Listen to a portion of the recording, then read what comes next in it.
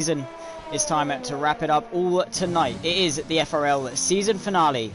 There are champions to be crowned, abilities to prove, and the final showdown before the transition to the all-new Formula 1 game and a new era of FRL as we know it. The luxurious spectacle of the Yas Marina circuit will play host to tonight's finale. While overtaking is arguably difficult, drivers will certainly have to stay on their toes, maximising everything and capitalising off every mistake that they possibly can. Certainly expect strategy to play a huge factor in today's proceedings. The Drivers' Championship leader of Kiernan sits comfortably on his throne with a 19-point lead over LB in second. Kiernan has one hand on the trophy already. Can he wrap it all up, or will it all come tumbling down in the final moments? Will McLaren be able to clinch the Constructors' title over Red Bull? All will be answered. I'm, of course, Zach Sweeney, and will be bringing you the action tonight. I certainly can't wait to see how all of it unfolds. We will see the fireworks first tonight. Let's get underway, and unfortunately we are already almost quite a while into qualifying, and the audio is extremely loud. I do sincerely apologise for that, but everyone is trying to get their laps in. Not the most abundant grid tonight, unfortunately. However, we've got quite a few people, and I don't believe... No, Kiernan is racing. I was going to say that was going to be detrimental if the championship leader wasn't racing. But we've got Koru out on the lap. He's purple to the middle sector. Roman Grosjean. So it's the fast lap of 45.4 and a 45.4 for Nicholas Latifi. So I don't think the AI are particularly high. You want to be aiming for at least 10 seconds quicker than that. At the very least, as Valtteri Bottas goes 44.8. In the Mercedes. Don't really count him for winning this race, unfortunately, though, as we've got Corey now running the penultimate corner and into the final one. Of course, the final race of this game, as Corey crosses the line and is around about 10 seconds faster than those AI drivers, as I did predict. We've got Jamie in the Renault now coming across the final corner, and let's see what he can do as he crosses the line. Just about a 1.6 seconds slower the Red Bull currently, as Steve in the other Renault comes across 35.7, so around about 6 tenths off the Red Bull, who does have a chance at clinching the title tonight. He's going for another lap, despite him probably being very comfortable in getting through to Q2, seeing as there's only 16 people on the grid, as Taylor does go around about a second quicker than Koru, with a 34.026. So yeah, very, very quick times from the Red Bull. Well, of course, looking to seal off the deal in the Constructors. Kiernan and Ben in the McLarens have around about a 25 or so point lead over Red Bull, but that can definitely come tumbling down if the two Red Bulls do very well and score very, very high. Koru is purple to the middle sector once again, though, so is on an absolute flyer of a lap and is definitely searching for that extra little bit of pace. He's got a Ferrari in his way, though, and LB, yeah, that is lap ruined, unfortunately, I think. Yeah, that's a shame for Corey. He was on an absolute flyer of a lap, but I think it should still be enough to get him through into the next stage of qualifying pretty comfortably, as, yeah, AI drivers are probably the only ones that are going to be knocked out, and if you're out in Q1, that's probably a little bit embarrassing, it must be said. Corey then into the pit lane with Taylor invalidated. Still got a couple of people to go around. We've got LB out on the inters. I think he's just saying not wasting a set of tyres, and I think he's comfortable he can get through on the inters, provided, because the AI are extremely slow, going very wide into turn 2, opening up the corner very nicely, but keeping it on track limits, that is certainly a lie.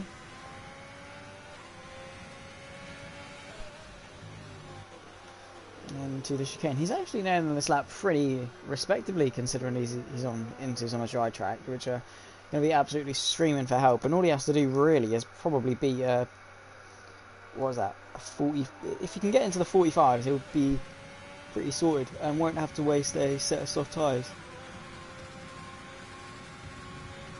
So LB with the strats at the moment, the man who is second in the championship at the moment, needs to really, really hope that Kiernan has a bit of a stinker tonight, and just fingers crossed that he can gain as many points as he can. He needs to at least win. Taking fastest lap will definitely help. He's on a 106.7 to the middle sector. He's got around about 40 seconds or so to negotiate this final sequence of corners as he goes for a lovely Tokyo drift there. Well held from the Ferrari. Really giving it everything. Drifting through. Yeah, I think he's backed off, but I mean, he's still going for it. And no, he's not going for it. He spun, clipped his front wing, and has been sent around. So I don't think he's going to be getting through, and he's going to be getting in someone's way exactly at the same point. Luckily, Ben isn't on a flying lap and instead just a normal out lap.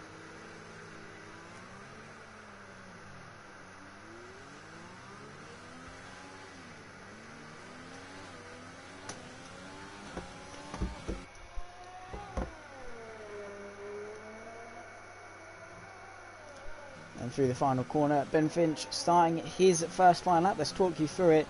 All the way to the right hand side, looking just after that 100 board, just before the 50, down to 4th gear, use that curb on the inside, roll it out to the outside, use the right hand side, use the runoff, and then chuck it in for turn 2, completely flat for turn 3 if you can really nail it, and then try and straight line it as much as you can towards turn 5 and 6, chuck it through, powerful to the first sector goes the McLaren. He's on a decent lap, jumps the curb a little bit too much, coming into the loop, the hairpin that you need to maximise the exit of, but not run too deep into to get a good exit. You want to just sort of in the middle, sort of between the two extremes, and then aim yourself in a great exit onto this back straight towards the first of the 2 chicanes, the Slingshot Chicane. Many people have dubbed it. To 2nd gear, roll it through again, try and maximise the exit. Don't jump that curb too much, but definitely use the undulation to help grip the car. DRS open, just want to run this as tight as you can, not run out wide. You want to get on right to the left hand side to shorten the distance that you're travelling, and then looking for the 100 board, use the runoff to open it up. Purple again to the middle sector, 2nd gear, rolling it through, just jump the curb, but perhaps not to that extreme, as Ben Finch showed there. Don't want to jump it too much, and then into the triple right-hander, flat, and then brake pretty much as soon as you're in a straight line. 2nd gear, roll it through, use that curb, and then into the final of the 90 degree, or the first few of the 90 degree 3rd sector. Hooks those last 2 up pretty nicely into the penultimate corner, chuck it through. 5th gear, use the track, and then open up the final corner. 3rd gear, roll it through, use the camber to rotate the car, shortest run to the line. That's a 34.4 for the McLaren as it stands. Should be more than comfortable to get him through into Q1.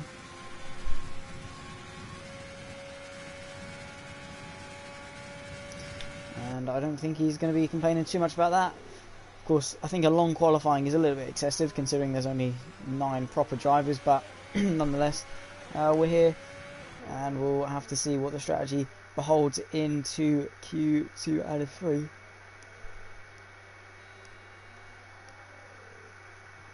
Purple to the middle sector goes Drio.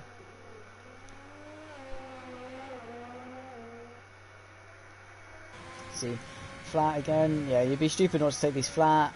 Goes into 8th gear. I'd rather just rev out 7th, but it goes in a little bit too deep. Has to really fight the car to bring it back over. Not looking too bad. Maybe brake a little bit too much for that corner and into the penultimate corner. Let's see how he takes it. 3 gears down, preferably only maybe 1 or 2 at the best.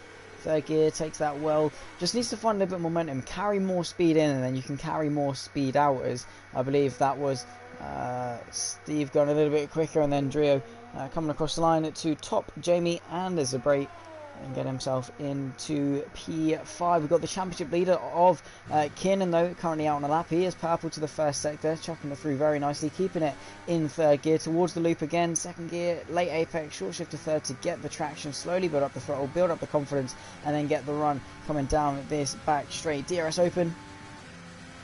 That drag reduction system really helping him propel down this straight, giving the Alfa Romeo a lovely little tow if he was still on a lap, and then coming towards the Slingshot Chicane. Look for the 100 board down to 2nd gear. A bit of a lock-up from the McLaren is going to really maybe hinder him or wear the tyres down a little bit too much, but yeah, it just goes to show how he is pushing so hard. Again, taking a very wide line. You really want to cut the distance that you're travelling, but nonetheless, Kiernan hooking it up nicely. Again, purple to the middle sector, so setting some pretty good lap times in the first qualifying session, and just trying to get himself warmed up, acclimatised, get him in the zone, ready to hopefully claim his championship tonight. It's looking extremely likely, and I think Corey or LB are going to have to hope a lot that it goes entirely wrong for Kiernan, a DNF or something to happen, and then them take the win of the race. So Kiernan definitely with one hand on the trophy already. Rolling at 3, third gear, accelerate towards the line, and it is going to be fastest by quite some margin, a 33.7 for Kiernan, setting the pace early doors, setting the pace early on, and really giving us a glimpse into what he can do.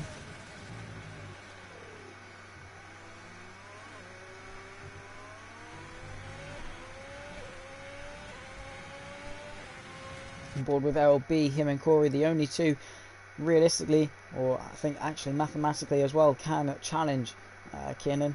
Purple to middle sector, the Ferrari needs to just maximise everything he can, win the race, and just hope that Kiernan gets into a little bit of a scrap, because yeah, that's the best he can do, I think.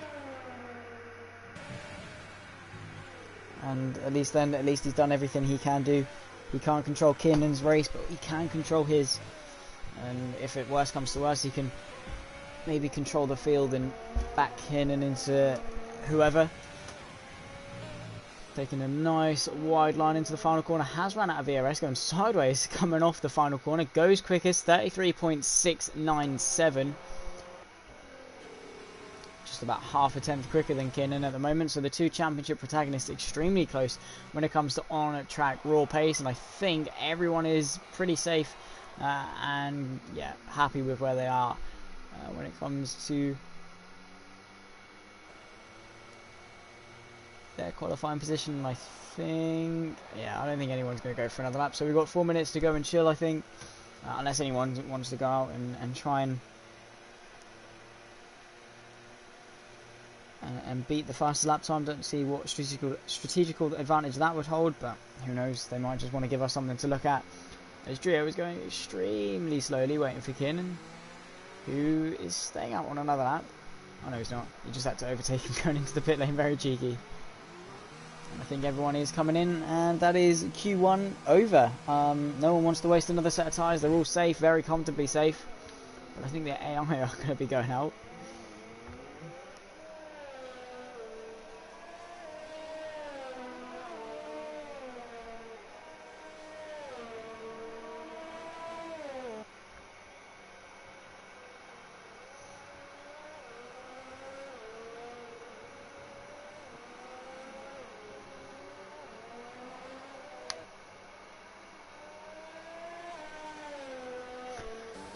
So yeah, definitely all to play for. And while Kiernan does have a pretty substantial lead, 19 points ahead of LB, don't count anything out. It is motorsport. Anything that can happen, and anything will happen. And Kiernan just hopes that he can bring it home pretty safely. You are joining us for the end of qualifying 1. If you are just new to the stream or new to the channel in general, definitely leave the stream a like and subscribe. It goes a long way in helping. But yeah, pretty dull moments at the time because no one's on track. Everyone's cleanly through into Q1, so it's just the AI drivers that are used as a bit of filler at the back of the grid who are running around and trying to improve upon their lap times. They're going to need to go significantly quicker, around about 7 seconds or so quicker, to even remotely get onto the back of these guys.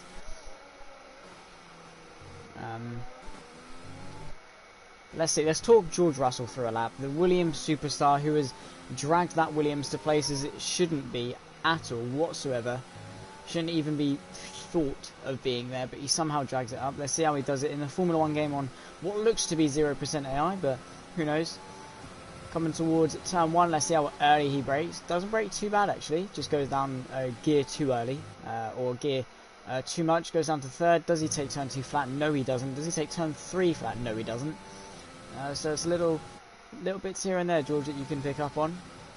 Brakes at the 100, bit way too early, but he is a 10th up on his time. He's going quick. Coast through their first gear. I'm just coasting through first gear.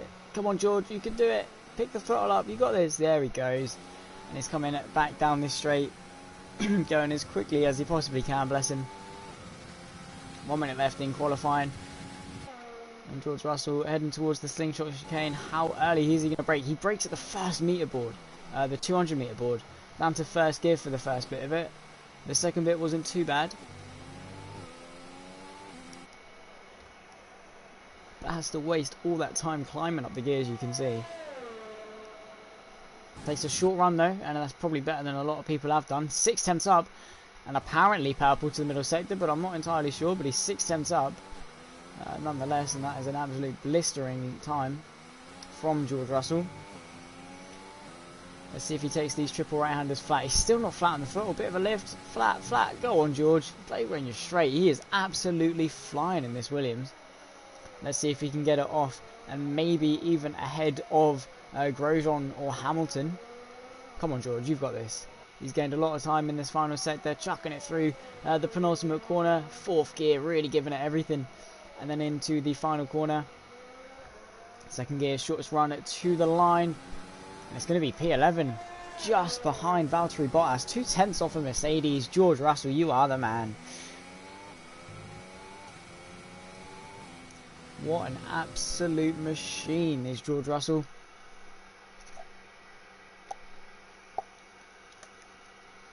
Joking aside, that is Q1 done and dusted. We're going to be moving on to probably the more important fact of Q2 and 3.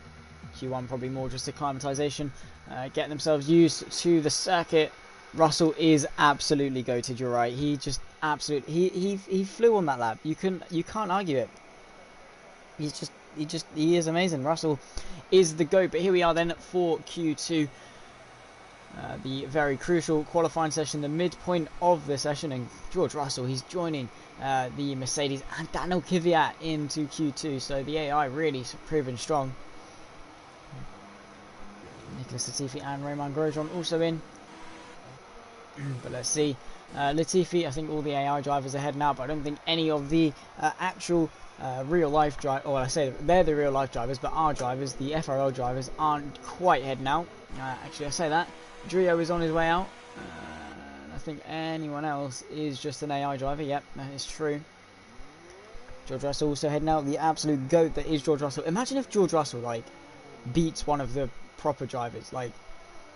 That would be immense. That'd be pretty insane. We're all rooting for George. George for the win.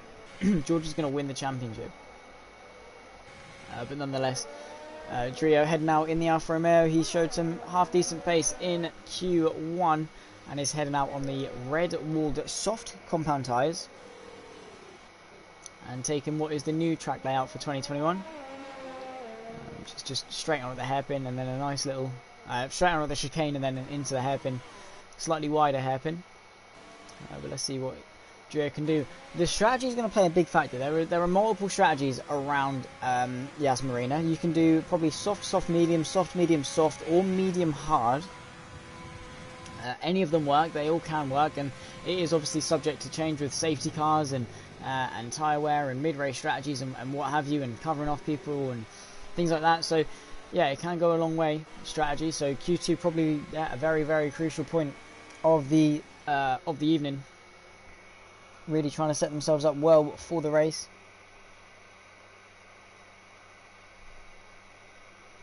And they are going to need to maximise everything that they can possibly do.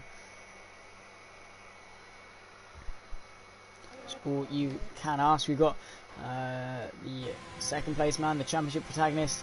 Actually, we've got 2 championship protagonists out on track, LB and Koru. Kiernan's still in the pit lane. Everyone on the softs. No medium runners as of yet. I did see Jamie Strap on the mediums for a moment, but I think he's changed his mind, gone to the softs just to match everyone else. If everyone's going the same, then you can't go wrong. But then again, it's an opportunity to capitalise. If they all get it wrong and you get it right, then you're going to be absolutely chuffed with yourself, aren't you? Because you're going to get it right and everyone's got it wrong, and then you're ahead of everyone else, which is what you want in a race. It does help to be ahead of everyone else. Kind of the point of a race. Certainly. Yellow flags through sector 3. This is just Drio backing off, trying to give himself some clean air. Doesn't want to run into the back of an AI driver. That would be pretty bad. So really backing off, opening that gap up as much as he can. And now you can see he's punched it. Goes very deep into the penultimate corner on cold tyres though. So yeah, maybe backing off didn't help him too much through the final corner. Setting himself up for the lap. Bringing it to the right hand side. The Alfa Romeo showed good pace in Q1. Where can he put it for Q2? Doesn't want to wear these tyres out too much. Probably again, safe into Q3 so long as he beats the AI. So doesn't want to really punish these tyres too much. Just get himself round, and then you'll have better tyres for the race. It's Q3 that's going to matter for the real life drivers. and then into the loop at the end of the little straight after the hairpin, looping it round sideways, coming out though in the Alfa Romeo, really giving it everything, not at all caring for his tyres, as we might have said. And that was a very big slide from the Alfa Romeo. Just looked at that back, coming towards the Slingshot Chicane, looking for the 100 board, brake on the curb, really open up the corner. Third gear, yeah, come on, yeah, I think he was expecting to get that one invalidated. Was Drio, as Daniel Kvyat puts it on pole, followed by Lewis Hamilton and Valtteri Bottas. 44.5 as Drio puts it in a wall, taps the wall, and that is his front wing gone. He's knocked out the braking board that most people use for that corner and the other one. So people are going to be a little bit buggered for the remainder of this session, but it is Zabrate that puts it on provisional fastest, 37.6, not quite where he should be. I think this is Corey now rounding the lap. Yeah, 33.8, really coming into this session, punching a great lap, only a couple of tenths off what Kiernan set in qualifying 1. So yeah, great couple of laps from Corey. He's going again. This is a full punch lap. I don't know, quite sure what his thinking process is in terms of keeping those tyres alive, but we'll roll with it anyway.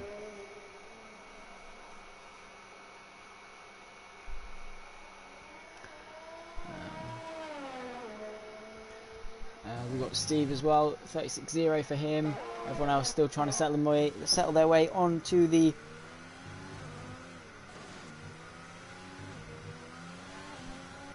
timing sheets. Running through the penultimate corner. Where can Jamie put it?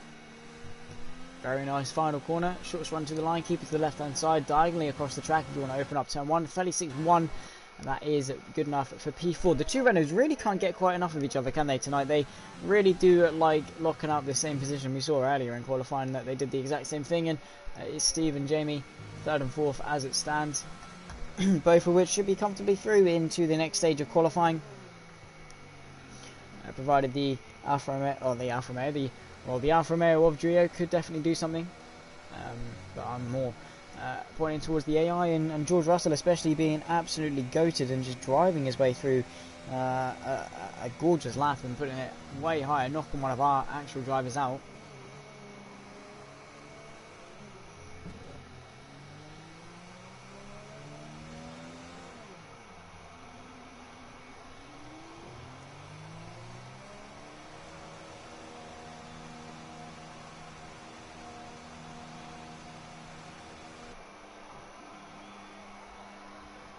I think most people are now into the pit lane. Jamie scrolling around. Steve as well, I think, is just driving around back to the pit lane. Corey in, Taylor in. And I think that is going to be it for at least the front runners anyway for Q2. Still 8 minutes left to go. As LB is trundling around on his outlap. He's got Ben Finch and Kiernan out with him. So the Red Bull showing some really promising pace. I think it is going to be Red Bull and McLaren going toe to toe. Once again, those two teams have just been absolutely on it all season long. Really giving it their best shot and going at it. And the Constructors' title is going to go down to the wire. McLaren 25 points ahead coming into the race today.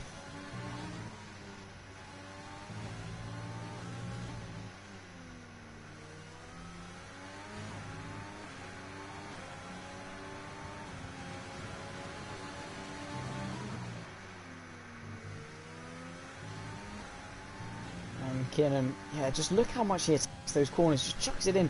One turning of the wheel, maybe one or two corrections through, but turns it, committed, back on the throttle, brakes, turns it in, look, just smooth, bang, done. Onto the throttle, build it up, into the hairpin. Turns it, gets the car rotated, onto the throttle, and he's done.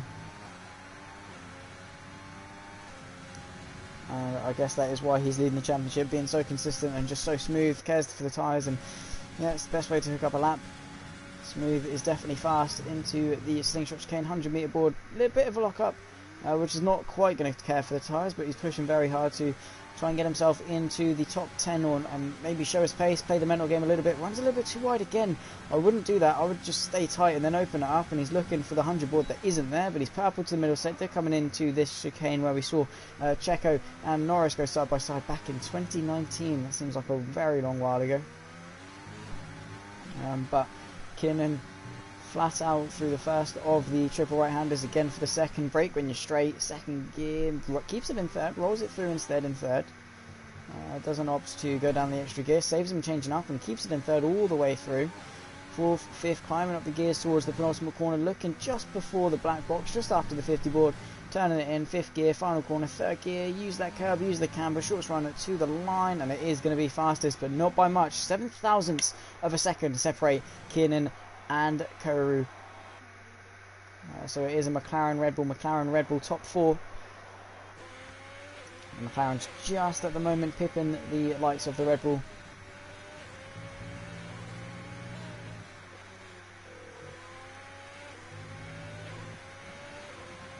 As LB puts it in to the top three. Then the Ferrari may be giving these two a little bit of a headache, may play a part in the championship fight. Of course, with no teammate, he's not really going to be challenging for any Constructors' Championships anytime soon, is LB. Particularly on tonight's grid. Of course, the F1 2021 game has been out for quite a while. I say quite a while, about a week or so. So not many people opted to come back onto the 2020 game. But still, these guys going for it, giving it their everything, and still putting in some pretty good times despite the new game being out.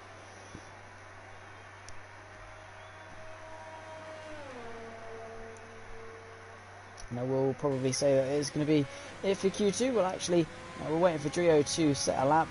Let's see if he can finally do so now. He's been out since the start of the session, still yet to put a lap in, goes wide through turn 1, just needs to get a decent enough lap in. Just beat Lewis Hamilton, which is a 44.6. You should easily be able to do that. Even if you can't beat Bottas with a 44.5, you should easily be able to beat a 44.6. Checking it through very nicely.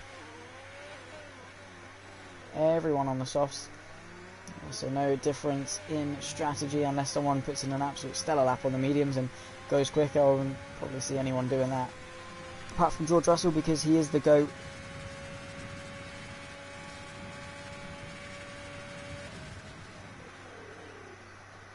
Jumping through the Slingshot Chicane, really hooking that up. Gets a little bit too much curb, I'd say, but overall driving incredibly well.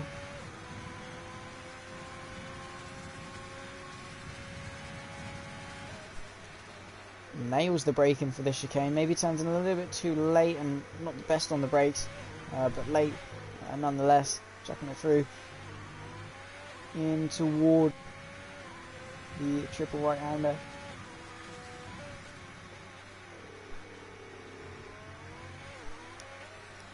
A little bit too deep, had to really fight the car to bring it back over. That's Nicholas Latifi, that isn't Drio.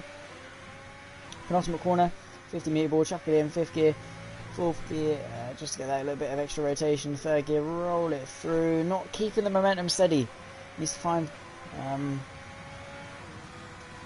himself building it up again, and I think Zabrate has retired on track. Indeed he has. Have we got anyone to see that? I think we got Grosjean is going to be the first of these guys to see it. In fact, it's going to be George Russell, and has he retired? He has, and that is a wheel gone. And I think since he's retired on track, he is going to be out of qualifying, because it'd be unrealistic for him to have that car brought back to the garage and repaired, ready for Q3.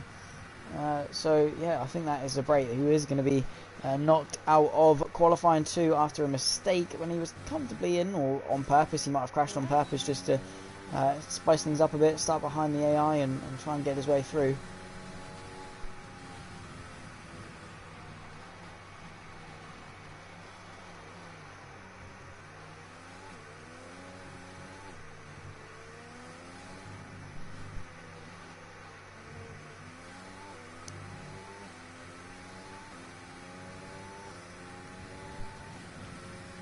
So, anyone else heading out? Gio's very comfortably in, and he's making that rear wing twerk. Activating and deactivating DRS.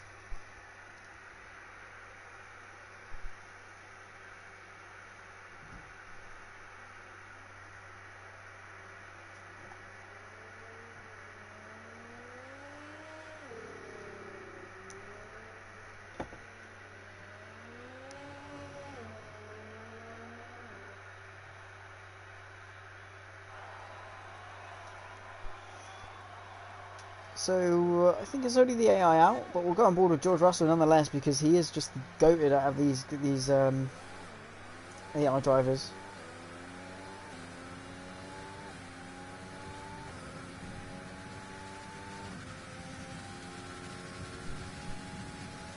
Heading towards the Slingshot Chicane. Is he going to brake a little bit later? Yes, he does. Brakes about 10 or so meters later than he did in Q1. Absolutely nails it. First gear, chucking it through. Come on, George. Really giving it his all. The AI driver in the Williams. DRS open.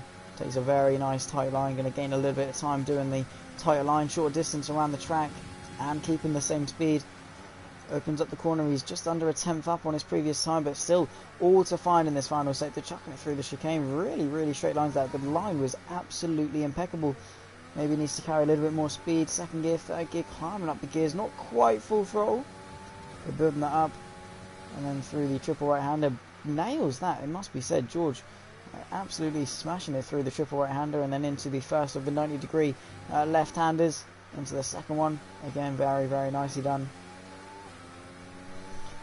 Through the penultimate corner, fourth gear, takes it in the right gear this time, and then into the final corner. Let's see, down to second gear, rolls it through, really gets a good launch. Can he maybe get himself into the top 10? It's only going to be P13 for George. He's got another lap if he wants, but I think that is going to be it for qualifying at 2. It is 14th for George Russell at the end, but still a absolutely incredible effort from the Williams driver. And after that, it is Kiernan that tops the session. Corey P2, 7 thousandths and 2 100ths of a second separating the top 3, and it just so happens to be the 3 championship contenders at the top 3, with Ben Finch in P4, Taylor Hammers P5, Drio P6, Steve P7, Jamie P8, and Valtteri Bottas, the only AI driver making it through into Q3, with Zabrate, Hamilton, Gavia, Latifi, Russell, and Grosjean all out in that final death of the qualifying 2 session. We're now jumping into Q3, the final shootout for pole, and this is where it's going to get very interesting because the front guys are going to be giving it their all. They've saved up tyres for this session, and it is so crucial. Overtaking is not going to be in abundance here in Abu Dhabi. While it's a little bit easier to race here than in real life, certainly is going to be quite tricky.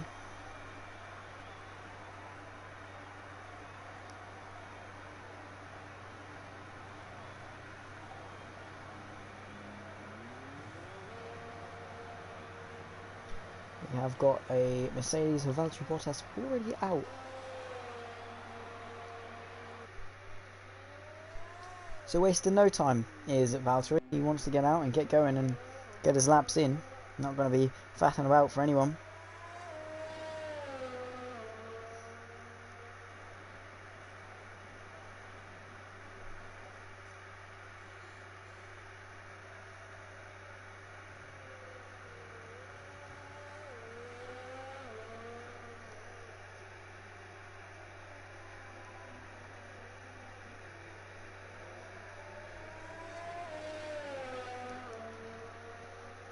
And I think everyone else is now coming out onto a lap. So we've got Koru and Tiernan out on a lap. Tiernan just behind Koru. I think around about 21 laps, 21 points behind his.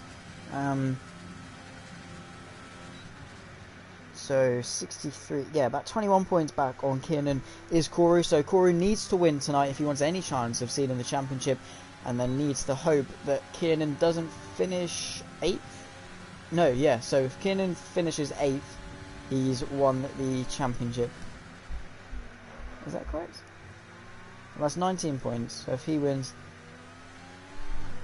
So if Corey wins, Kiernan needs to finish 8th. If LB wins, he needs to finish 7 points, so that's going to be 6th? Yeah. So it's going to be tough for Corey or LB to win it, but nonetheless, anyone can, as Corey is really backing it up in the final sector to get some clear air here. Trying to maximise every bit of clear air that he can possibly get, as it does affect you in the 2020 game. Let's see what Corey can do. We'll go on board with his lap. We'll talk you through the first of probably 1 or 2 laps, coming towards turn 1, looking just before the 50, down to 4th gear, roll it through on the brakes, get the power down as quickly as you can, open up turn 2, completely flat, dab the curb, just a bit of a kiss, and then through turn 3, just kiss the curb again. Don't want to unsettle the car, straight line it through turn 4, and then into turn 5, the very, very fast flowing chicane, if you can get it right, and get it absolutely right, looking for the, just before the 50, into the loop, and then 3rd gear, late apex, looking for that bollard. That's where you really ideally want to apex.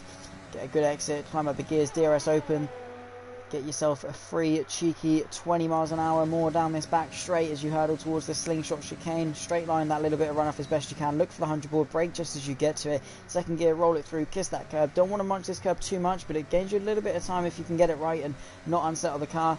DRS open, run a very short line. Corey taking notes, and he is going to be gaining a little bit of time just by taking that shorter route, looking for the 100 board brake, and just before it, and then into 2nd gear, roll it through, short shift to 3rd, straight line this as much as you can. Very nicely done from Koru, and I'm guessing from Kiernan as well, because visibly they haven't really gapped each other much, as he's got a little bit of traffic in front of him I believe that is going to be Bottas. I don't think he's timed that to perfection really. I don't think either of them have. They're both going to get held up here unless Bottas moves very kindly out of the way. But Koru might have to back off unless he just gets a really good run and is going to go side by side with Bottas on his qualifying lap. Just turns across him and then into the penultimate corner. That's not going to be the ideal lap, and a little bit of dirty air is going to cost him into the final corner. 4th gear, and I think Kiernan may have got held up a little bit. No, he didn't. In fact, 33.7 despite being behind Bottas, and Koru definitely had to pay quite a little bit of time because of it. So 34.3 for Koru, 33.7 for Kiernan, and 44.7 for Valtteri Bottas, who I think is more just in the way than anything. We're all board with Jamie, who rounds the final corner. Let's see what he can do in the Renault. Of course, newly named Alpine, and is just into P4, 36.1, and behind his teammate once again, Steve, still the better of the 2 Renaults, as Taylor Hammers in the other Red Bull comes across, needs to maximise everything he can. Goes fastest, 33.6, so Taylor Hammers really proving his worth. We've got LB now crossing the line. Let's see what he can do. Goes 2nd, 33.6, incredibly close at the front. Literally a 10th that separate the top 3 so far. Probably going to get even closer as we get to the death of the session. Let's see what Drio can do. Ben Finch still yet to set a lap. 7 minutes left of this qualifying 3 session. And Drio trying to hook up this final sector. Down the power as comfortably as he possibly can. And then into the final sequence of corners, final couple of corners, chucks it through, and that is a pretty tidy lap up into P6, splits the 2 Renaults probably for the first time in forever. With 6 minutes left to go, that is my controller I've dropped, which is certainly less than ideal, so if we are spamming through every driver known to man, that is my fault. I do sincerely apologise. But definitely leave your qualifying predictions in the comments if you are watching. It is greatly appreciated to see your opinion, see where everyone stacks up. I'm going to say, I reckon Koru's still yet to put a half decent time in. I reckon it's going to be Taylor, Kiernan, Toru, LB as the top 4. Still 6 minutes left to go. As Corey, on his own lap, just completely cuts the chicane. No need to faff about. Wasting time as LB is into the pit lane as well. Drio staying out for his in lap. So everyone in for the time being, just to strap on that new set.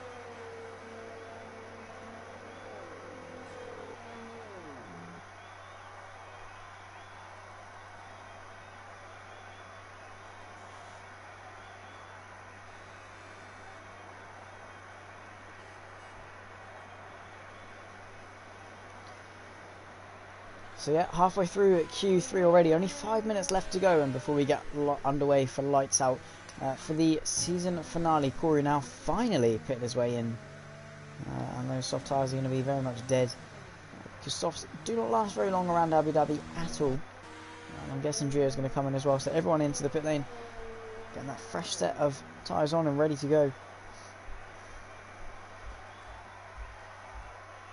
Hopefully going to push for pole.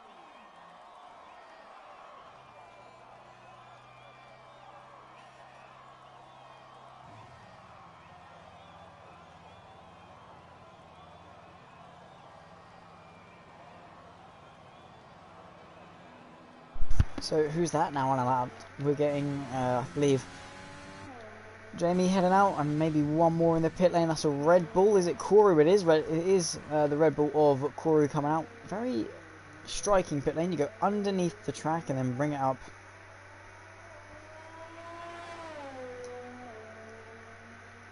So yeah, Koru, I think, wants to put in a little bit of a better time, more representative time of what he's capable of.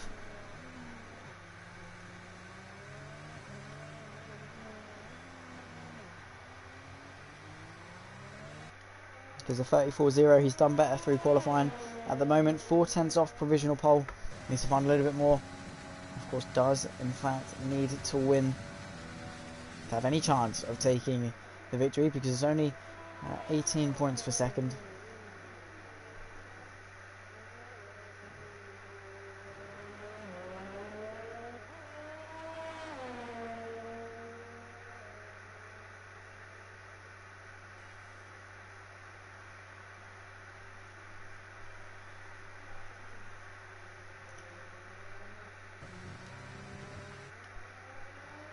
So everyone now heading out. I believe this will be their final time round in Q3.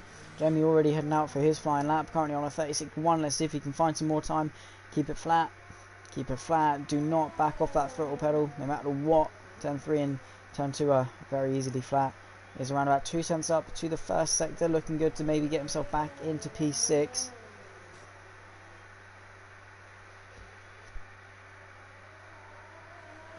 And back down the straight, DRS wide open now as you cross the line.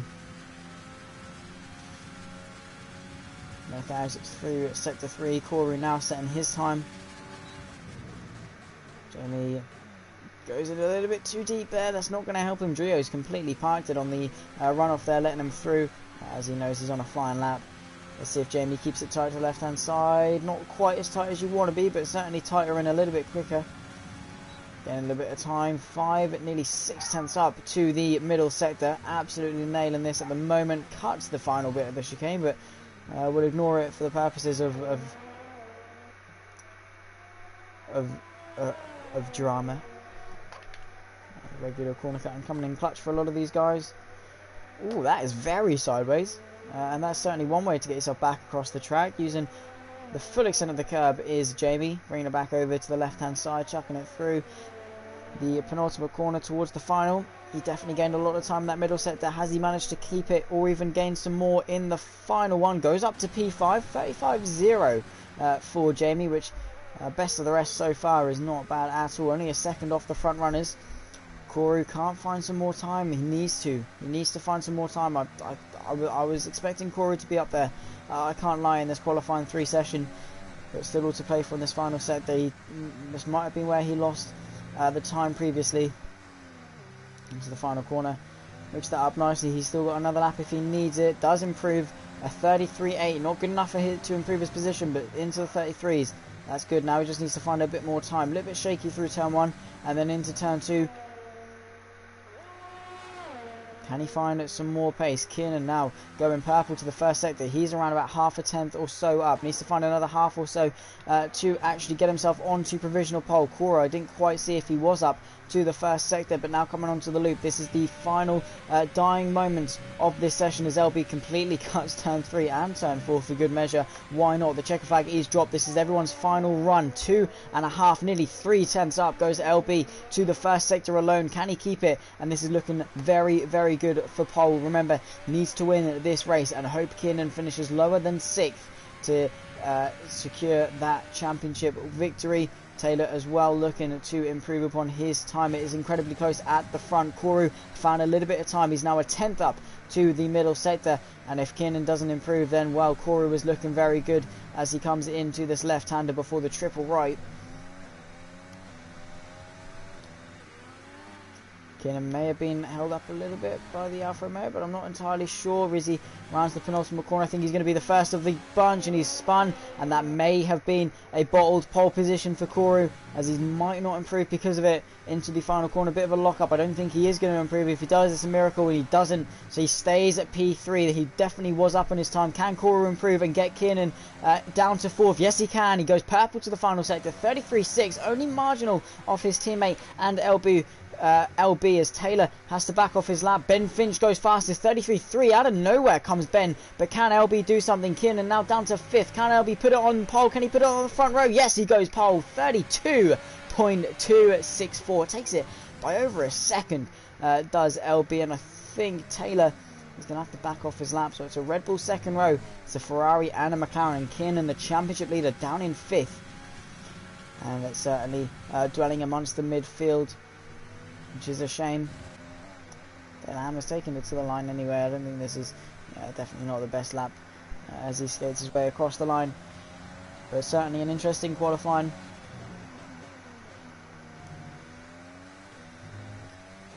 And well, my predictions were all over the shop. I don't think they were anywhere near where they could have been, or correct at all. But the top 10 is, well, I should say the top 9. LB takes pole, crucially takes pole, 1 second clear of Ben Finch. Where did this pace come from? I do not know, but Ben Finch in second. John him on the front row. It's an all Red Bull second row. Taylor Hammers and Koru in 3rd and 4th, with championship leader Kiernan in P5, Stephen P6, Jamie P7, with Drio and a Bottas rounding off the top 9 starters of this race. We've got 28 laps of Abu Dhabi coming up next, so don't go anywhere, ladies and gentlemen. This is where it gets spicy, this is where it gets interesting, and this is where champions are crowned.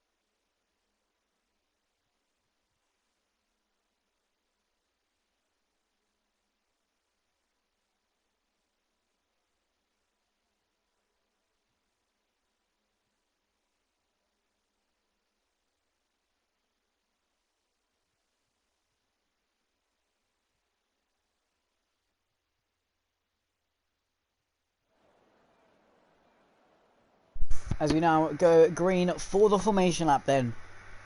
This is the final formation lap of the season, the final formation lap of the F1 2020 game before we head over to the 2021 in a few weeks time, hopefully. A bigger grid, but we finally got everyone back. Zabre is starting P10. The predicted pit stop strategy is going to be a 2-stop or even a 3-stop. Soft, medium, medium, or soft, medium. Which is certainly interesting to say the least, as Juvie is dying his way to the front of the field. Whether that is legitimate or not, I mean, that would be good though if they did the formation lap, race round to the grid. The first one to pole position gets pole position, and qualifying just sets the order. That'd be quite cool. They should try that. Race to pole, just one lap. You start from the grid, you go around, you line up on the grid.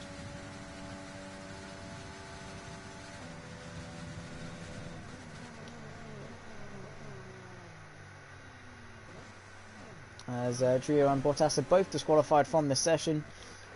Let's have a quick look. I think everyone is going to be on the soft compound tyres. In fact, no, some of the AI, George, Latifi, Kvyat and Hamilton have all not opted for the soft compound tyres. So they're going on a little bit of a different strategy. Let's see how that plays out in relative to their other AI. I don't think it's really going to propel them up in terms of the actual drivers, but nonetheless we'll have to wait and see. 28 laps ahead of us, or I should say 28 and a half laps as we finish the formation lap. LB took a very dominant pole position. Can he hang on to it into turn 1? It's a short run, and you don't brake very much for turn 1, but if you get alongside, you can definitely overtake Ben Finch in P2. He's not really in the championship fight, but that is definitely between LB, Kuru, and Kiernan. Kiernan, well, he needs to get his way up the field and try not to get swamped but from JB and Jamie and Drio behind, even Bottas maybe behind, because at the moment, if LB wins, takes fastest lap, that's an extra point in his pocket.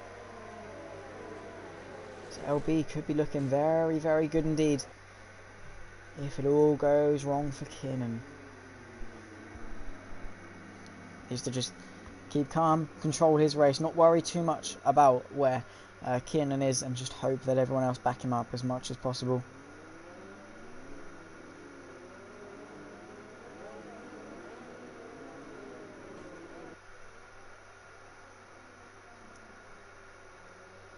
As they are now rounding the final couple of corners.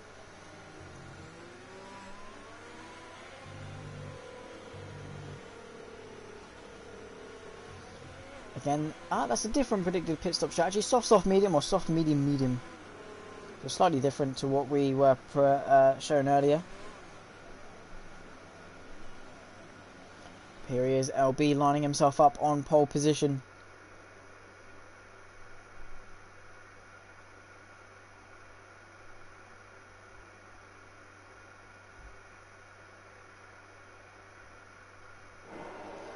As we are now, the green flag is waved. The cars are revving up. They're getting ready for 5 red lights here for the finale. 1 light, 2 light, 3 light, 4, 5 red lights ahead of the finale. They're going very quickly. We're underway and racing for the season finale. It's a great start for the pole sitter and the Red Bull of Taylor Hammers, who's already up into P2 before turn 1. Corey having to defend from Kiernan further back. I think Corey's managed just about to hang on, unless Ben Finch has managed to get involved, and he's managed to maintain at P3. Corey still maintaining P4. Kiernan tried his best to get through on Corey, but I don't think it's quite worked. It's all kicking off further back. I think it is still LB, Taylor, Ben Finch, Corey, and Kiernan, your top 5. Jamie trying to put the pressure on Kiernan, but can't quite find a way through. Trying to maybe go up the inside, and that's Ben Finch trying to set up a good exit and get the launch off this corner, maybe down towards the Slingshot Chicane. Taylor needs to activate his overtake button if he wants any chance of getting past LB, because LB has had absolutely incredible pace. Weaving around, you can see, breaking the toe as best he can. I don't think Taylor is flinching at all, and is just going to try and stay driving his own race. Koru gaining points on Kiernan as it stands. I don't know if this is enough for LB. I think at the time being it's going to be 16 points gained. That is Kiernan soaring past Koru, and he's going to go side by side with him coming towards this little bit of a chicane. Koru braking a little bit later and getting in front before the corner. So Kiernan's still having to settle for P5. He doesn't want to throw it all away in one move. Just needs to hope that he doesn't get swallowed up, as Drew has done an absolute... has had a really abysmal start down in P13 and behind a lot of the AI drivers, so he needs to recompose himself and get himself back up. That's Ben Finch now putting the pressure on Taylor Hammers for P2. The McLaren and Red Bull, of course, both fighting it for the Constructors' Championship at the moment. McLaren will still take the victory as LB leads lap 1 already with a massive gap. And is that Kieran Ghostin? I think it is just a tower glitch. So everyone's still where they are, holding station for the time being. We're on board with Kiernan. We've got a front row seat to Ben Finch and Taylor. Ben Finch sandwiched between the 2 Red Bulls. 1.4 seconds Taylor has already cleared over, or LB has cleared over Taylor, I should say. But Ben Finch really putting the pressure on Taylor as it stands, hoping the tower can sort itself out very quickly. Taylor not with the best of exits off this loop of a hairpin that brings you onto this straight. No DRS as of yet. The graphics do deceive you. Here comes Ben Finch. He's tucked up nicely in the slipstream. Taylor tries to defend, brings it back to the right hand side, so Ben Finch is going to get up the inside and is maybe ahead before the corner. How late can Taylor brake? He's going to go around the outside, and it'll be the inside for the next part of the chicane. Who's going to come out on top? It's going to be Taylor, who's going to be compromised, and maybe Corey can get himself involved if he can find a little bit of time in that Red Bull and just try and close the gap. But here comes Ben Finch. He's coming again. He's not going to give up. He's going to be relentless. He pulls to the right hand side. I think they're going to go 2 by 2. The McLaren and Red Bulls around the outside. The McLaren this time on the outside. The Red Bull trying to make it stick, but I don't think he's got the speed to hang on for the time being. So Ben Finch on an absolute charge. He's now looking and setting his sights on LB in front, and probably the only man at the moment who can challenge. Kiernan still unable to get past Koru, who is looking to get past his teammates. So the top 5 still in a bit of a train Yellow flags through sector 2 and 3. I think that's Drio having a bit of an off, and still unable to get through on the AI. He's fighting with Hamilton.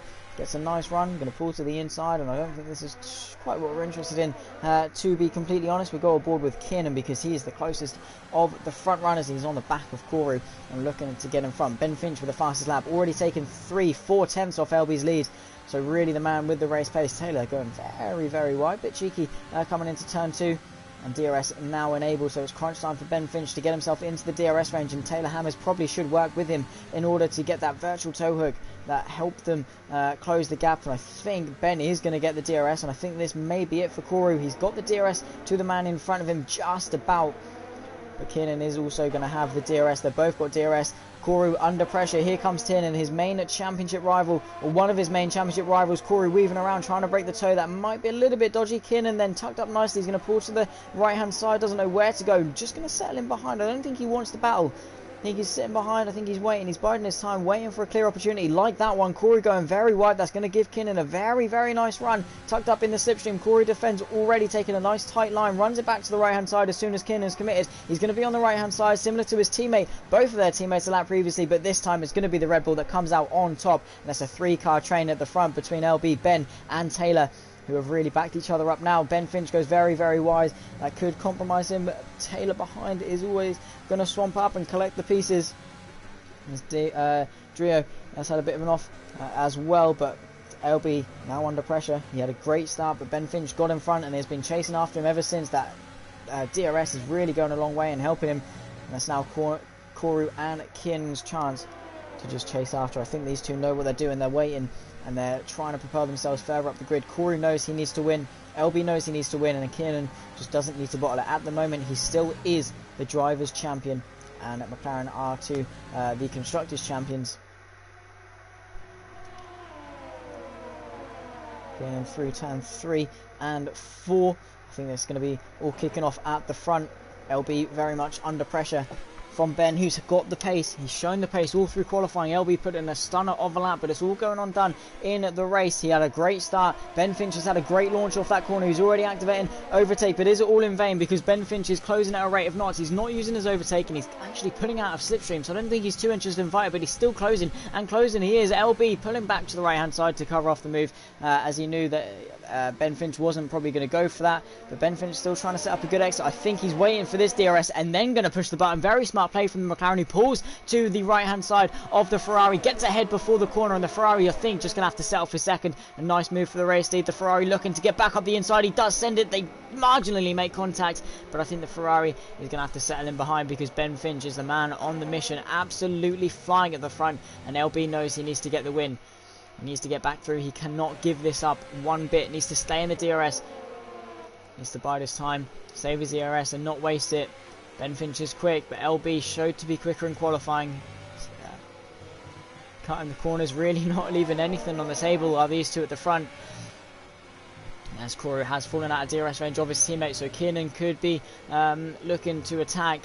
Ben Finch is so quick off the corners, you can see, just launches off, visibly gains coming off the final corner over Ben Finch. We've got a nice angle for turn 1, everyone darting through. The Ferrari still trying to put the pressure on.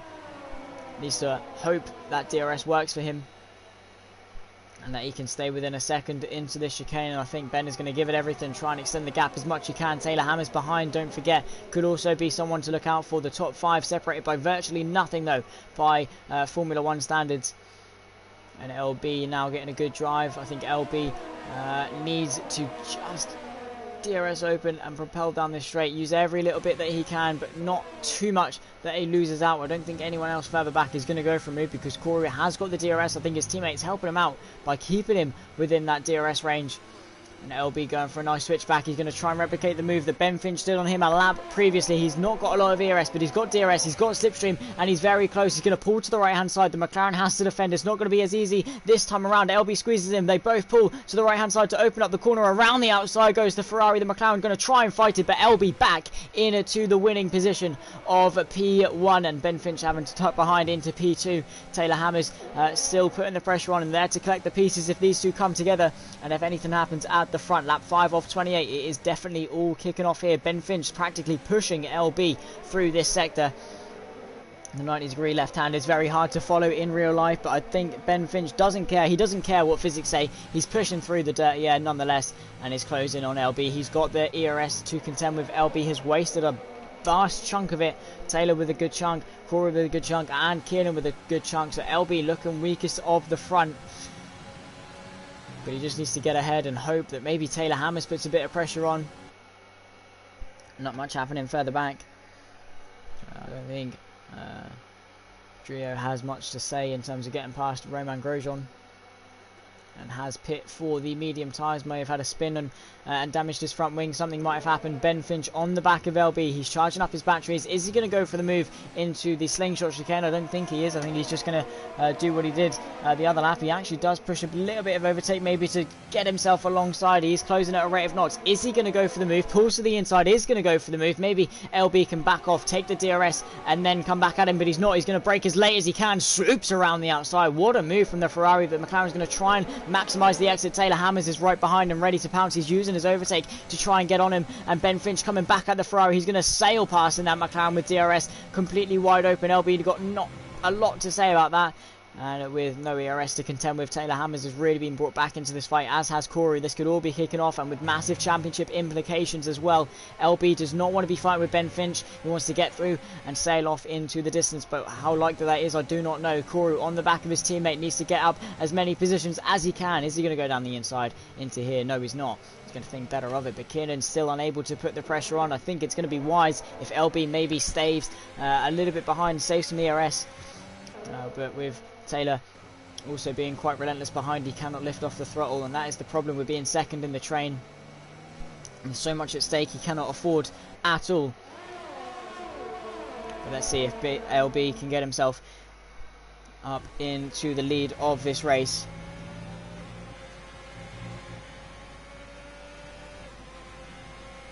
He needs to rely heavily on DRS. He needs to make sure he hooks up this chicane very, very well, and is doing so, but he's cutting the corners a little bit, taking a couple of liberties when it comes to track limits. 7/10 is the gap. He's not got a lot of ERS to use, but he's definitely going to have the ERS coming down this back straight. There is a spin further back. I think that is Bottas being taken out further down the field. I don't think he's going to be close enough, but the two teammates of Kourou and Taylor Hammers may be going side by side. He's tucked up nicely in the slipstream, pulls to the right hand side, goes Kourou, breaks late, and boom shakalaka, gets himself up into the podium places. His teammate not got much to say about that, and I think LB in front hasn't been able to close the gap to Ben Finch either, and I think the lack of ERS really not helping at all.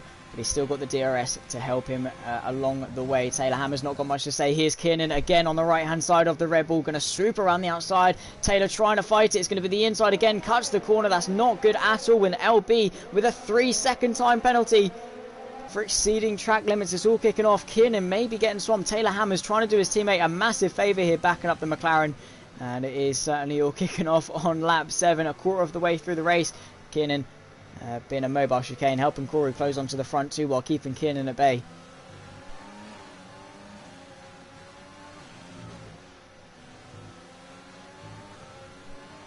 Taylor into the pit lane though, so the first of the front two pit, as do LB and Ben Finch. These guys coming in very early then for their first stop, but Kourou stays out, as does Kiernan, and he is out of DRS range thanks to his teammate who played a massive role in that.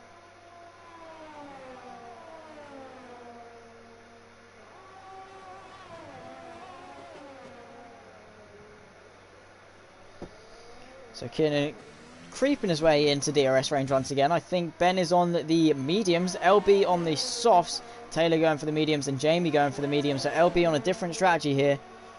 Could be pretty interesting to see how it pans out. He's going to be very quick in this middle stint. Needs to get through on Ben and use that pace early.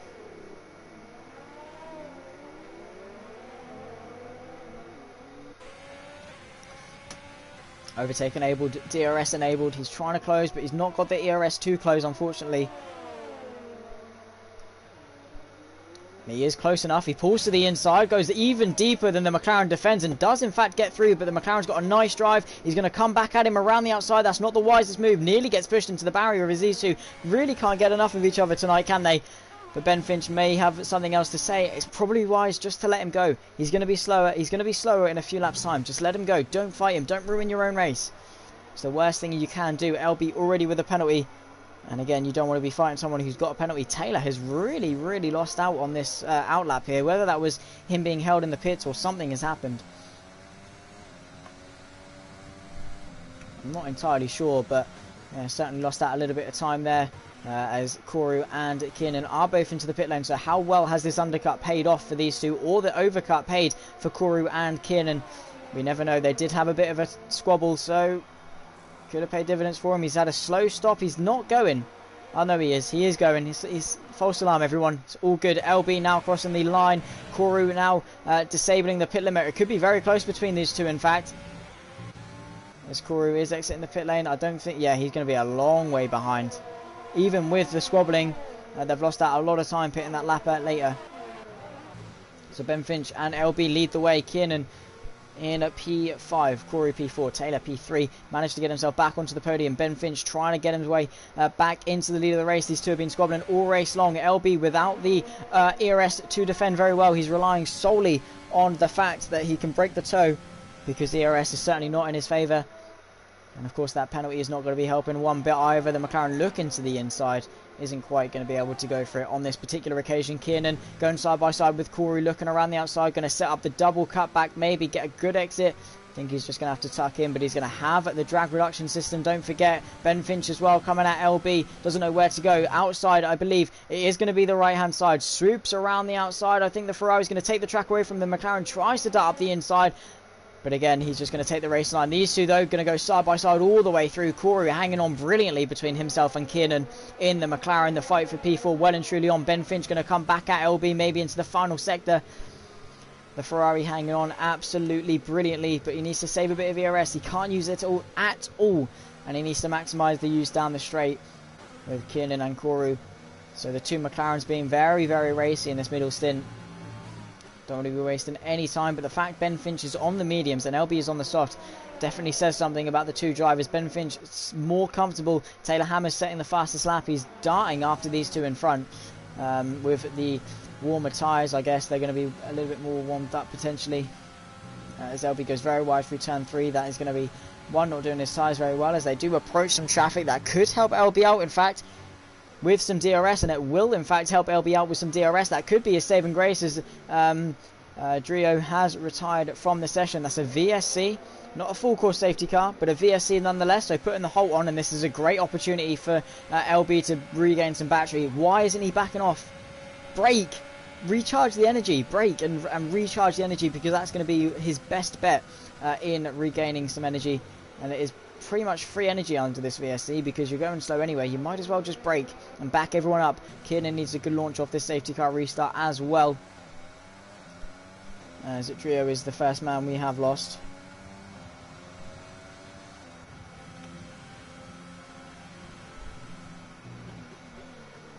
DRS enabled. I think we're going back to green flag racing. Indeed we are. Ben Finch has lost a lot of time not being able to overtake Stroll. Cuts over the grass of that chicane and picks himself up a 3-second time penalty, as does Taylor on regular corner cut. And how are these guys picking up time penalties? They're pushing the limits all the time. Ben Finch now out of DRS range, and maybe if LB can use those soft tyres to his advantage, it may actually stay that way and him stay out of DRS range. Ben Finch giving it everything.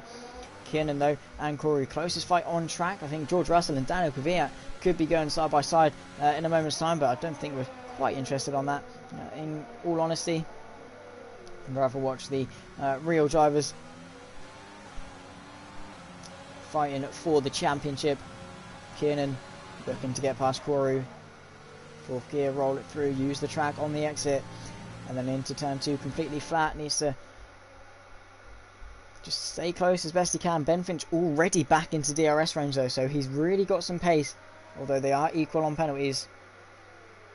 And Kiernan practically pushing Koru through the chicane, really closing up under braking, goes in deep, gets that nice V-shape, gets a good launch. This could be it for Koru because Kiernan is coming. He's got overtake enabled, he's got DRS, he's going to be closing at an absolute rate of knots. I don't think he's too interested about doing it into the Slingshot Chicane though. While he is closing a lot, I think he's going to wait for the next chicane unless he breaks extremely late. Has a look, but puts Koru off his line. I think that's exactly what he's doing, trying to get a good exit and then launch off this exit to get DRS, slipstream and overtake, maybe even get it done before the corner. Koru taking a nice tight line I don't think Kiernan was expecting that. Tucked up nicely in the slipstream. I don't think he's going to quite be able close enough to get through, and he's saving ERS in fact. So Koru hangs on for another lap as it changed at the front. LB and Ben Finch swapping positions once again.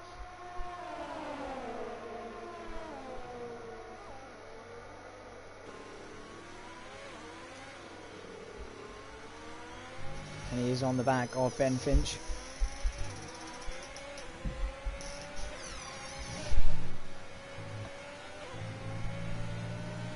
LB, he just needs to focus as best he can. He needs to get this drive off the corner. Ben Finch has made a massive mistake that could be detrimental and has allowed LB to close. He's going to look to the inside of turn one, not somewhere you usually get it done. They're going to go side by side, push him all the way to the extremities of the track. The McLaren goes off and is going to hang on. They're going to go side by side through the flat out section of the track, and the McLaren keeps the position. LB around the outside though claims that position back, and Taylor Hammers has now been brought up right onto this fight. It's now a three-way scrap for the lead of the race.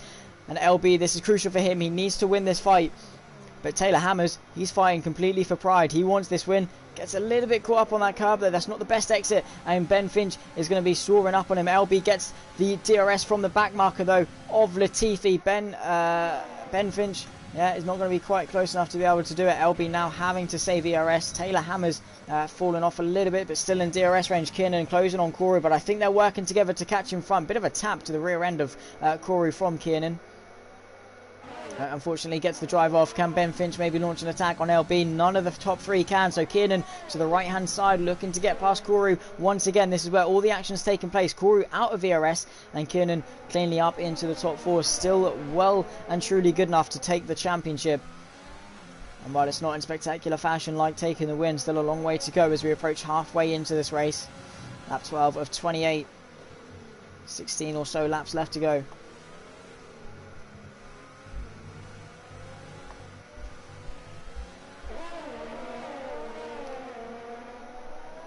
Into the penultimate corner. LB leads another lap. McLaren has been relentless, as has the Red Bull behind. Cruz goes very wide at the final corner. But Kiernan, as it stands, because of penalties, will actually gain an extra position and get himself onto the podium. If he can get a little bit more time, those 3-second penalties could be costly. Ben Finch very close to the back of LB. Into the chicane, jacking it through, looking to maybe even stay left and just put it up the inside, potentially going for that nice V shape we've seen him do. Taylor trying to get up the inside. He uses way too much curb. Can he not realise that that costs him a lot of time? Ben Finch though, overtake enabled. LB's got nothing to defend with, so here comes Ben. He's to the right hand side. Is he going to get it done before the corner? Most probably so. The Ferrari having to tuck in. Not much you can say about that one. And Ben Finch back into the lead of the race. After some great racing, LB going to look to get back past though. He's going to use everything left in his tank. DRS open, overtake enabled. He's not using the slipstream though, and Ben Finch has just got the overtake to open the gap back up. And LB's best efforts are really being squandered by the McLaren, who's just been on it. That qualifying lap from LB, yeah, really not translating into great race pace. Still P2, but not quite enough, I don't think, to stay on the tail end of Ben Finch. He's still with him, but those soft tyres are going to wear off soon, and that ERS and just blagging it through with 15% ERS is also not going to work for the entirety of the race. And I think there is going to be at some point where Ben Finch just sails off into the distance.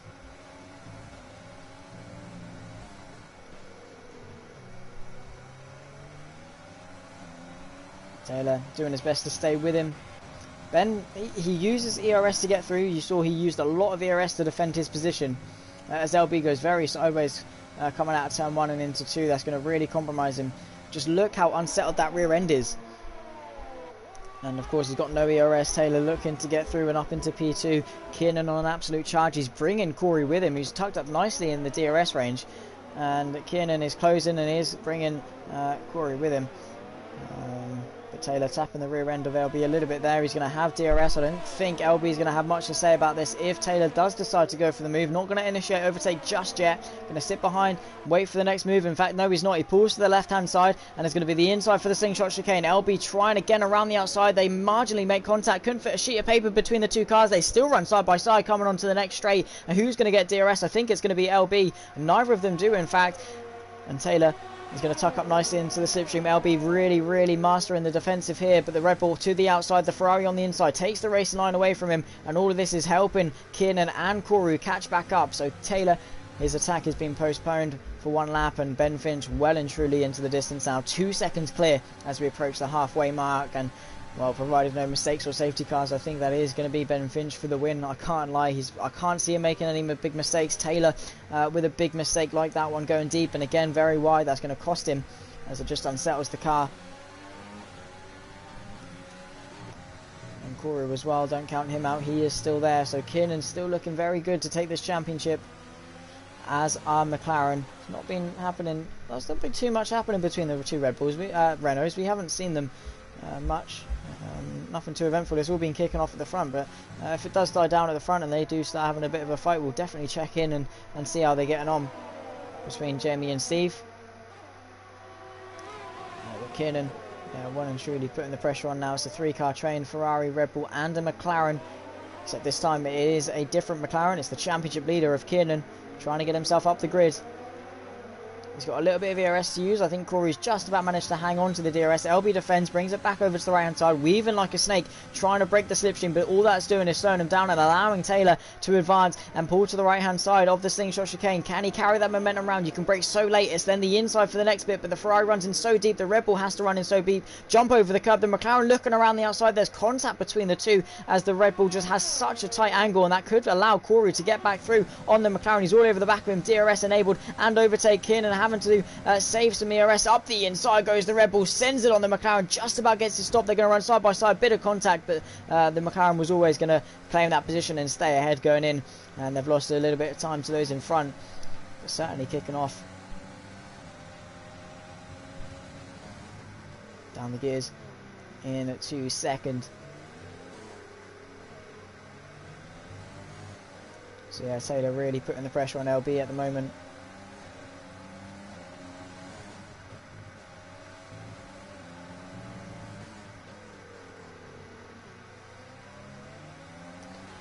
Kiernan trying to get onto the back of Taylor.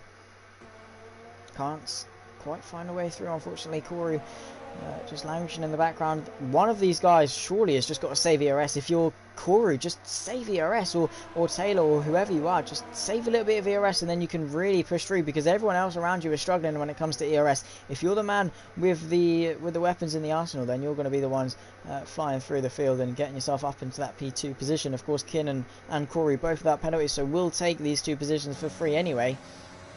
But nonetheless, it's nice to see a little battle going on here. Can Taylor close the gap? I don't think he's got the DRS or the ERS to close the gap, as LB has saved a little bit, but he is still closing at a rate of knots, and in the slipstream looks to the inside, not quite going to be close enough to in fact get his way through. The McLaren with a bit of a lock up, they are going to be practically bumper to bumper to bumper through that final bit of the chicane.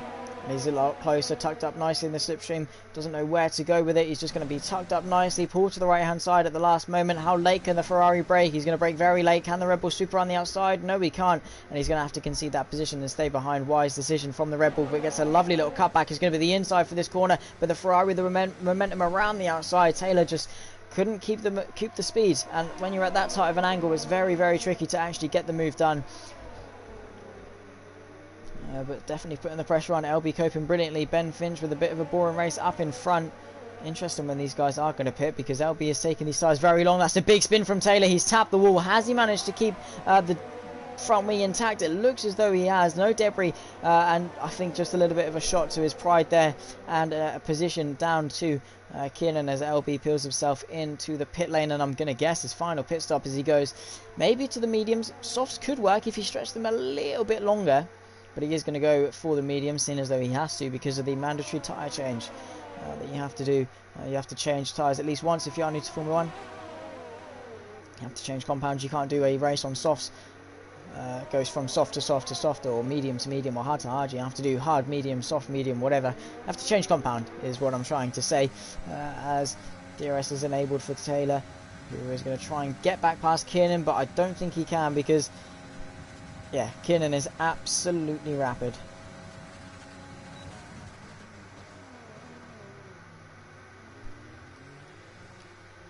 Jumping the curb. He's had a good exit. He's using that ERS wisely. Goes very wide. and has extinguished all of his ERS, so maybe not the wisest, but Kiernan with some pace, he's now got the clear air that he's been waiting all race for, and I think this is now going to be time for him to showcase what he can do in clear air. He's already taken out 4 seconds of Ben Finch's lead, and a 1-2 from McLaren to seal off the championship. That would be something, wouldn't it? To seal off the drivers and constructors with a 1-2. Cannot complain. 3/10 and he will be back into the penalty range as the two Red Bulls, Renaults. I'm so used to saying Red Bull because that's all we've been looking at all race long. But the two Renaults of Steve and Jamie, we'll have a little look at how these guys are getting on because it's a little bit more diffused at the front. Give these guys a little bit of screen time. 6th and 7th for the two Renaults. They are second last of those who are still running as Zabrate in the AlphaTauri, about 57 seconds or so off the back of these guys, and of course all the AI as well. George Russell still on the back of Daniel Kvyat. Let's see how these guys are getting on. See if George Russell can get the move done. DRS enabled. And coming to close up on Daniel Kvyat. In fact, Jamie is into the pit lane, so his teammate gets himself a free position. So the closest battle on track is actually between George and Kvyat. And Lance Stroll, of course, isn't too far back whatsoever. So we could see maybe George get himself up and past Daniel.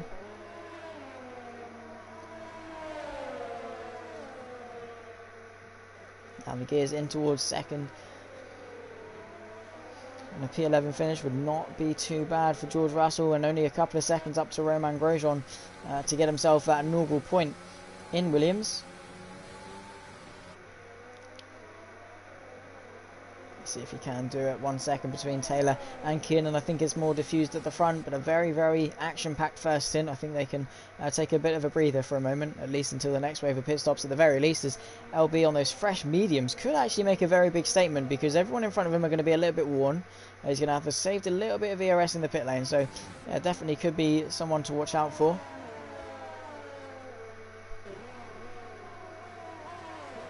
Watch this space for George Russell. George Russell for LB.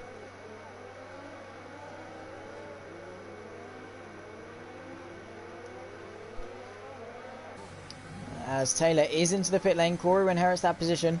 Is George Russell going to go for a move? I'm not too convinced he is, so we're going to go up to LB and see where he is in relative to Taylor, who's coming out on some fresh soft compound tyres. They're going to be juicy. LB sets the fastest lap. He's been absolutely flying. He is going to get that position away from Koru and back up on Taylor, I should say. Really messing up everyone's names. I can only apologise. And he's going to sail through. 5 seconds between himself and Taylor. This undercut has worked absolute wonders for LB. And is closing on the guys in front. Where is this pace come from? LB is absolutely flying on these mediums. Of course they're going to die off towards the end, and they're going to be on fresher tyres, and Taylor, soft tyres, could die off towards the end in fact as well, so LB could be safe. He's played a strategical masterclass here, I think. Soft, medium. Could work for him. And may even get some DRS or Bottas to help him on his way. Help him on his merry way. I think the typical pit stop time is around about 20 seconds or so. So LB could well and truly actually get himself into the lead of the race here. Albeit touch and go, but definitely do it. And is he going to improve again? He is. He's 2/10 up on his time that he set last lap, which is going to be another fastest lap. So he's absolutely flying. As George Russell gets himself into P11 because Romain Grosjean pit. I thought he actually made a move. I got really excited then. That George Russell had made a move on someone, but no, it's just the fact that Romain Grosjean has pitted for some fresh tyres to the end of the race.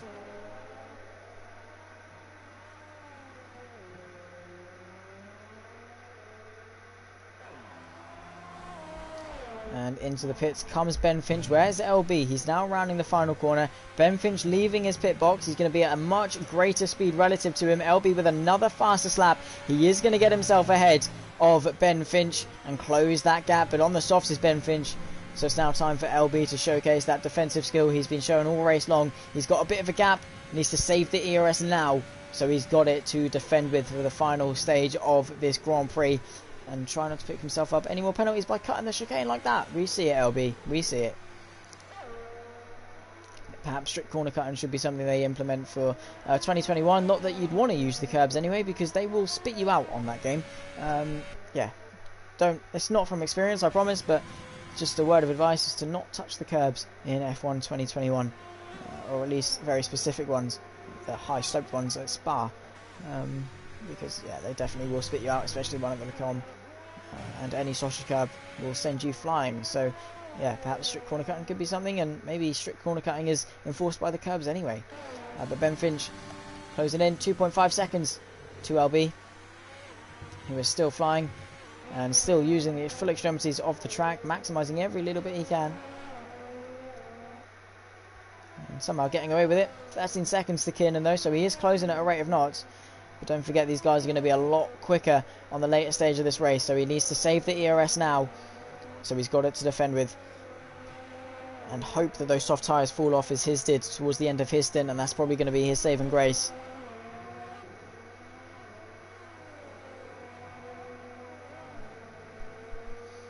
Kiernan now into the pit lane, pulling out. LB is going to comfortably get ahead.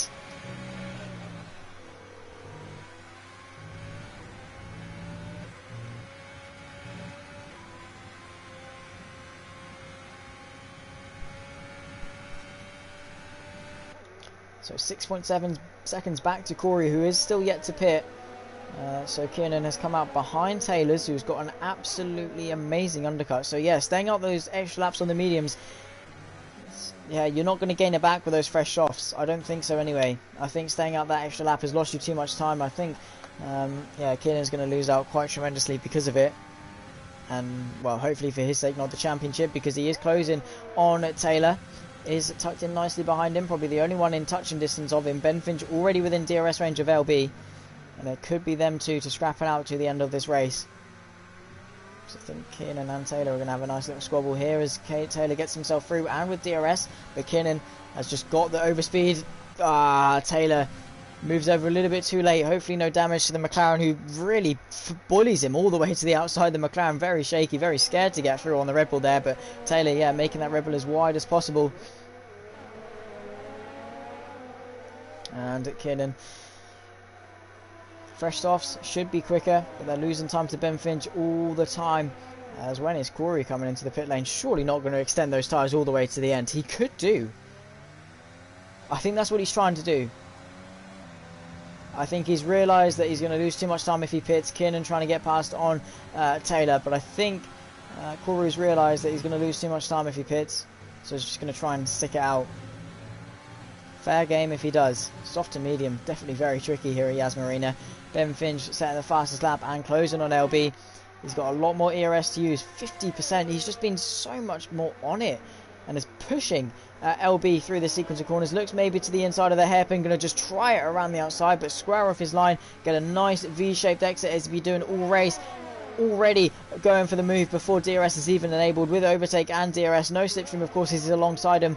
And the two net race leaders going to go side by side down towards the Slingshot Chicane. LB tucking in behind. He's going to go for a desperate lunge, maybe to the inside. He is going to go for it. They make contact, the two cars. Ben Finch on the inside. The Ferrari going for a cutback, and he is going to get a cutback because Kiernan is compromised over the curb and he gets back in front, but they're still going to run side by side. DRS enabled. He's using every tiny little bit of slipstream that he can get from the cars in front and overtake that he's got left in the tank. He's going to try and brake as late as he can around the outside, but Ben Finch has got it covered, places that car exactly where he needs to and gets back in front of the Ferrari, and that was definitely short-lived. Kiernan and Taylor running side by side as well, still going at it, the Red Bull and McLaren. I think that is going to help Corey on his quest and maybe even finish on the podium still.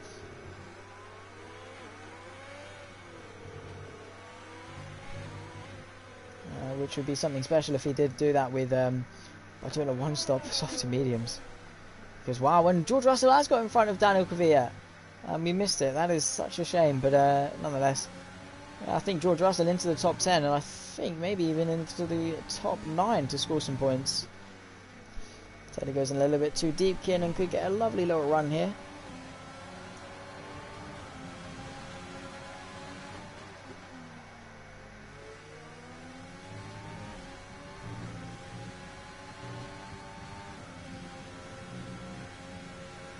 Chucking it to the inside, gets a lovely run, looking to the inside of Taylor. How late can he brake? Taylor really making that Red Bull very wide. Kiernan doesn't know where to go, in fact. trying to find the inside, trying to find the outside, just trying to find any gap that he possibly can as Ben Finch is closing on Koru, who does defend, moves back to the right hand side. Red Bull and McLaren do love having a bit of a tussle here in Abu Dhabi. Koru back up the inside, makes contact with the McLaren, still going to fight it. This could invite LB maybe to get back up to the front, but I don't think Koru's going to fight this one long enough, and I think he just needs to focus on saving his tyres more than anything.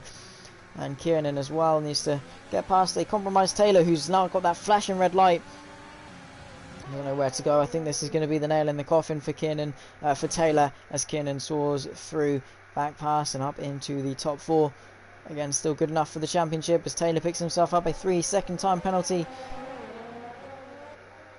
And looks back up the inside of the McLaren, trying to find a way through, but it's just clenching at short straws here, I believe. And makes contact to the rear of the McLaren and damages his front wing in the process, but going to try it around the outside. Maybe not in the cleanest fashion, but Taylor definitely trying it. And putting the pressure on Kiernan to stop his advance further forward. Helping his teammate out as much as he can, back up the inside. Chucking it through, running out wide and keeps the position, and Kiernan now still on the back foot, needs to find a way through, pulls to the right hand side. Taylor has left the session, and yeah, I think Kiernan is going to be very much released to go forward. And LB still trying to find a way through on Koru, because Ben Finch has absolutely sailed off into the distance, and I think the fight is between these two for P3. But Koru did everything he could. These two are the two that need to try and beat Kiernan. They are going to beat Kiernan probably, but not by enough in order to win the championship. They both needed to win the race. Or in fact, LB could win and take fastest lap and still technically win, or at least tie the championship. And then it would go back to count back. But yeah, I'd rather take the win, but I think it is only going to be P2 at the maximum for LB, and for Koru as well. Probably P2 is the P3 is the max. Because yeah, he's going to need to take those tyres a lot longer, well, a few more laps to the end, and doesn't want to push them and lose too much time at all. So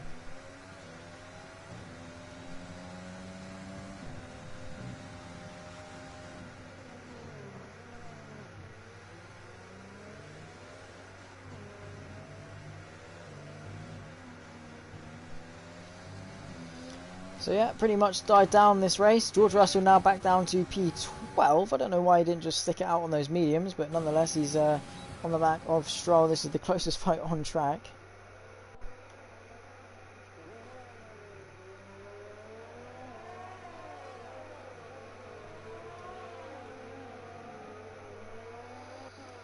And those soft compound tyres are going to be a lot quicker than Stroll's mediums in front, so this could be a nice little spicy AI battle we got going on between George and Lance. Two Mercedes powered cars. George fighting for that Mercedes seat in the Williams. Lance just trying to do enough to keep the seat that he probably will never ever lose, so long as his dad owns the team. So a very secure future in Formula 1 as Taylor comes into the pit lane. I believe that may be his AI putting him into the pit lane for a front wing change as he does tumble down the order.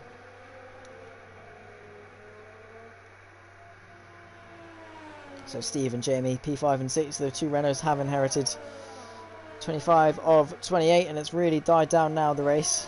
But of course it hasn't, because we've still got George putting the pressure on Lance Stroll for P number 11. And George needs to get through. You can see practically pushing Lance through the corner, as they do have to ghost for the Renaults that are coming through. But George is going to have DRS. He's going to pull to the right hand side. He's going to ghost through Stroll, because they are ghosted because of the blue flags, and he gets through and he's going to fight the Renault. But Lance is going to come right back at him. Maybe Russell doesn't know where to go, look into the inside of Jamie to unlap himself, and Lance breaking late. They're both still very much ghosted with each other, but Russell gets the move done and into P11 with 2.5 seconds to Romain Grosjean if he wants to score any points, or just a point.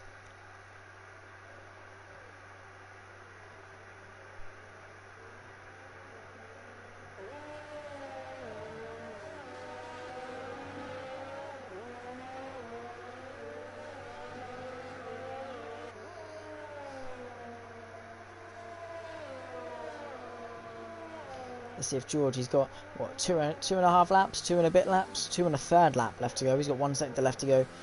So 2 laps to catch Roman and get that point. 2 seconds he needs to gain. But Corey was driven absolutely amazingly on those very old mediums. 6.6 seconds back to Kiernan. He's got 2 laps. Ooh, but 3-second time penalty for LB. And with Corey having none, that's going to be 6 seconds total for LB. So Corey could definitely still finish in P2 here if he just stays within 6 seconds of LB. And he's got 4 tenths to play with, so LB needs to maybe up a gear a little bit. Get himself moving as Taylor gets himself into P6 as Jamie comes into the pit lane.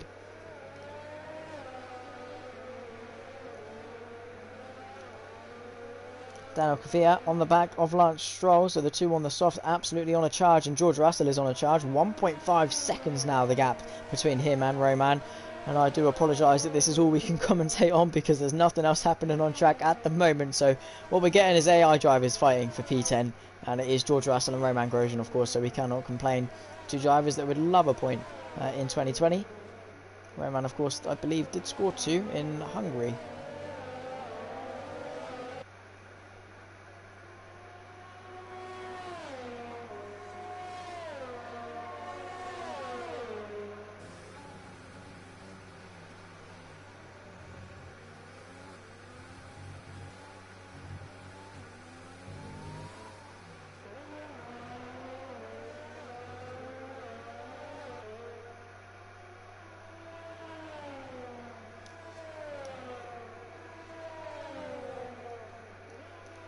George almost within 1 second, just needs a few more tenths to close on Roman as we approach the final lap of this race.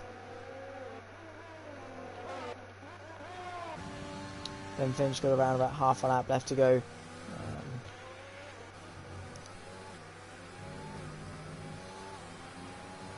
But George trying to close the gap.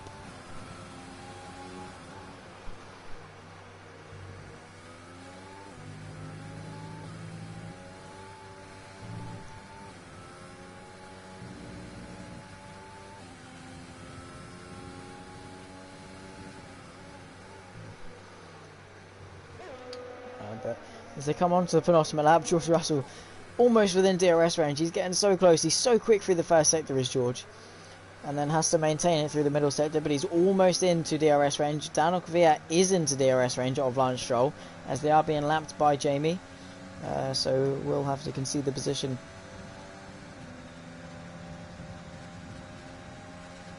They both concede, but Daniel Kvyat's going to get the better of it and maintain and actually get in front of Lance Stroll coming into the Slingshot Chicane. They're both going to be side by side fighting for it, but I think Lance Stroll's just going to have to give in on this occasion as George Russell tries to creep himself into the 1 second range. No ERS though at the moment. Usage for either of them. They're all pretty equal when it comes to ERS. In fact, Nicholas Latifi got a full battery to use and isn't using it as George Russell has lost a little bit of time through the middle sector. 1.3 seconds now is the gap between himself and Grosjean.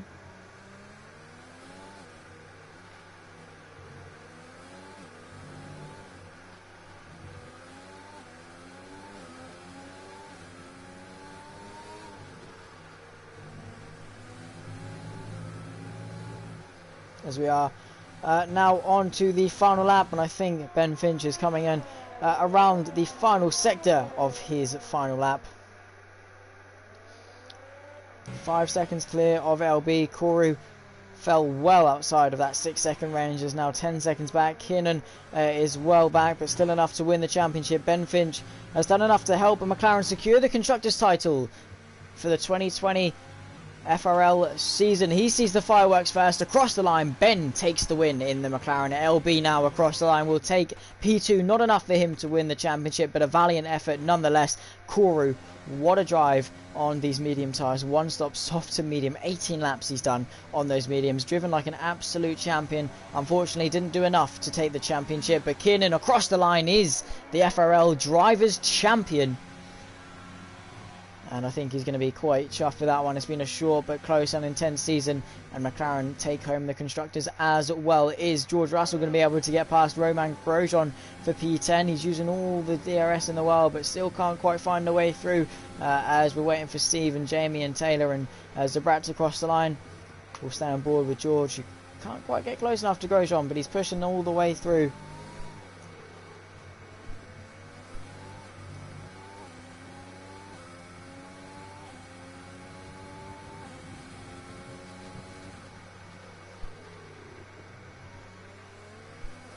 Yeah, Corey with a one stop.